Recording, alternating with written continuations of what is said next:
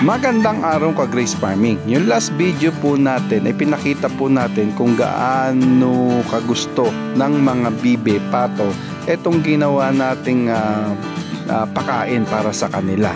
Etong video na to ay gawin na po natin part 2 po ito at papakita naman po natin kung paano nagugustuhan ng mga manok po natin etong ginagawa natin pamamaraan na pakain sa kanila. So ano na po yan, ganyan din po yung pakain natin sa pato. Kaya ganyan din po yung proseso natin pakain naman dito sa ating mga manok na nag-iitlog at manok na pangkarne at yung manok na pang-breed. Kaya ganyan po at napakaganda po kasi medyo nakakatipid po tayo ng ating patoka. Iyan po ay tinatawag na sapal ng niyog. Ano po yung hihingi natin sa palengke. Mostly hindi ko po yan binibigay ng fresh. Binibigay ko po yan ng finerment ko sa molasses within 1 week. Ano po? Kaya bakit po? Kasi may issue po doon sa digestive po nila kapag fresh po ang naibigay po natin. Pangalawa po ay malambot na po siya. At pangatlo po ay gusto ko po na magkaroon pa siya ng mga beneficial microorganism na titira kakain doon sa ating sapal ng niyog at halo-halo na po yan mapupunta po sa manok.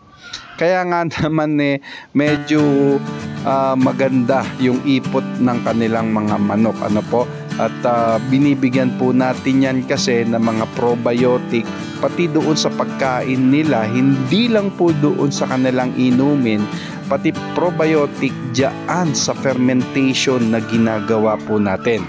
Ipapakita po natin paano nagustuhan or nagugustuhan ng mga manok yang pakain po natin.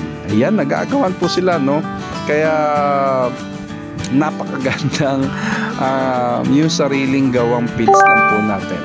Ang ating nakakatuwa kasi na panoorin yung mga manok, yung mga hinahihingi mo lang sa palengke ay napakagandang pakipakinabang para sa alaga nating mga manok. Ayan po ay may halong sapal na niyog. May halo po yung sapal ng soya. May halo po yung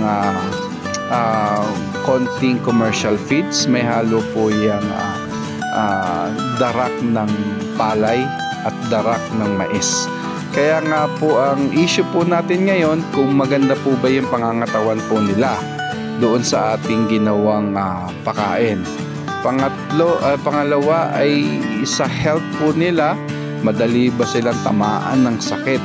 Nasa pakain din po kasi niyan at nasa environment din po yan at nasa inumin din po nila yan.